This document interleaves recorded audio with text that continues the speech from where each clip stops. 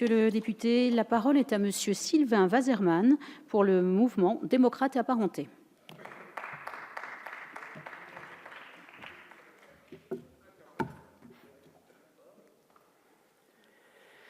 Madame la Présidente, Monsieur le Ministre, chers collègues, je suis chargé de vous présenter la position du groupe MoDem à la fois sur la résolution et j'en profiterai pour donner des orientations sur notre position relative au CETA.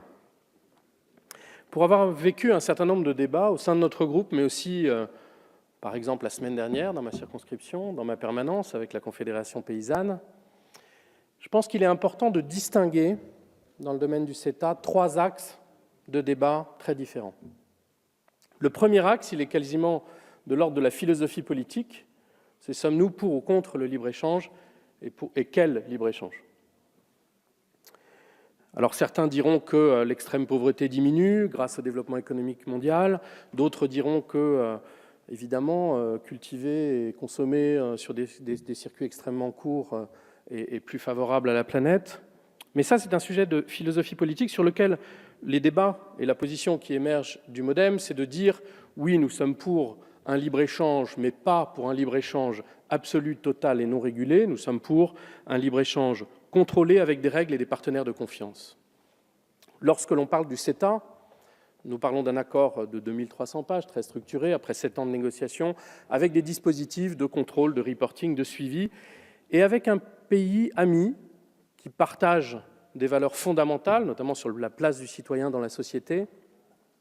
Et je voudrais dire aussi un pays dont la province du Québec a des liens particuliers avec la France, je tiens à le souligner, peut-être plus que pour l'Italie, le Luxembourg ou la Lituanie.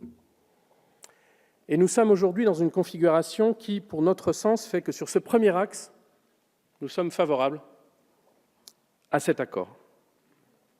Mais le deuxième axe et la deuxième question, c'est cet accord est-il un bon accord en lui-même?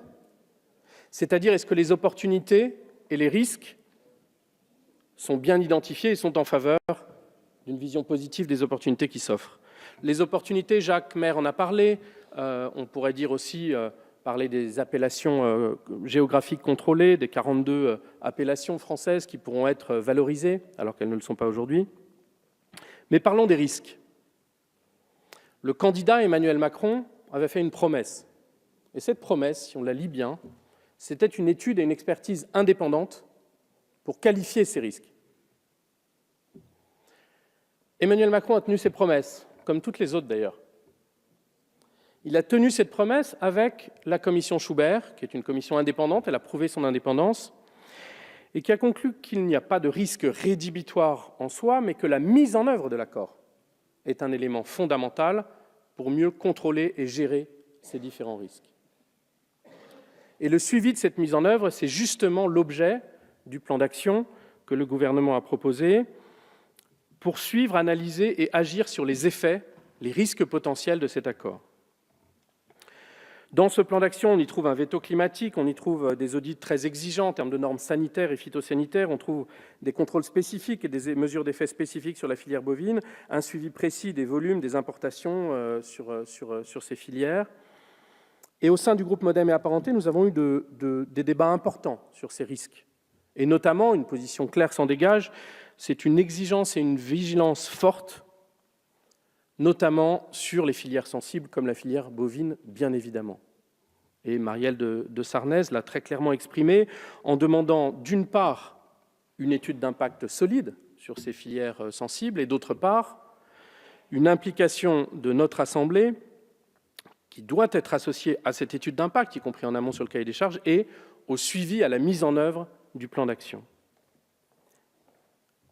Mais le troisième axe qui se pose dans ces réflexions, après le fait de savoir si on est philosophiquement pour ou contre le libre-échange, après de voir si les risques sont contrôlés, le troisième axe, c'est la question que vous posez au travers de cette proposition, qui est de dire, y a-t-il un déficit démocratique et qu'en est-il de l'aspect démocratique des choses? Il y a effectivement des enjeux et des problématiques. La problématique, elle a déjà été dénoncée par le Parlement européen lors du vote qu'ils ont pu avoir sur la transparence par rapport à la Commission notamment.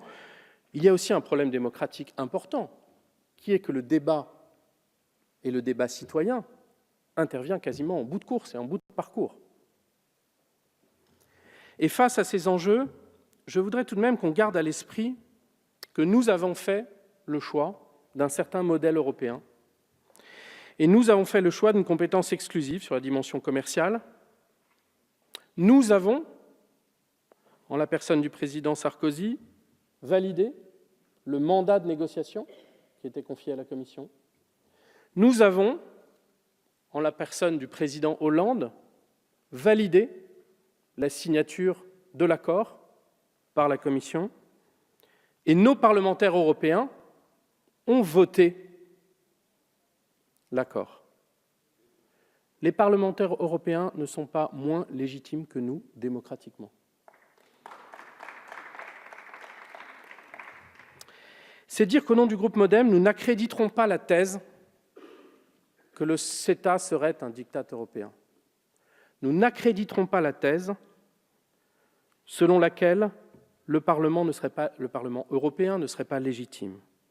Et nous ne cautionnerons pas l'idée d'arriver maintenant avec un référendum. Cela dit, nous aurons envers le gouvernement, Monsieur le ministre, une approche solidaire et confiante, bien sûr, mais aussi exigeante et vigilante. Nous vous demandons, Monsieur le ministre, d'apprendre de l'exemple du CETA pour les accords à venir. D'apprendre et d'innover comme aucun de vos prédécesseurs ne l'a fait.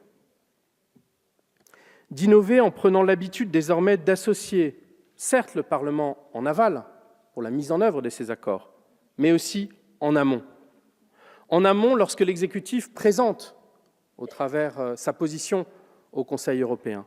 En amont, lorsque l'exécutif présente et donne l'accord pour la signature des accords. Cette implication étroite de notre Assemblée, Monsieur le ministre, lors de tous les jalons clés de la signature des accords commerciaux, et bien sûr dans le plus profond respect de la séparation des pouvoirs, c'est à nos yeux la façon la plus sûre, Monsieur le ministre, de donner une nouvelle impulsion démocratique pour l'avenir. Je vous remercie.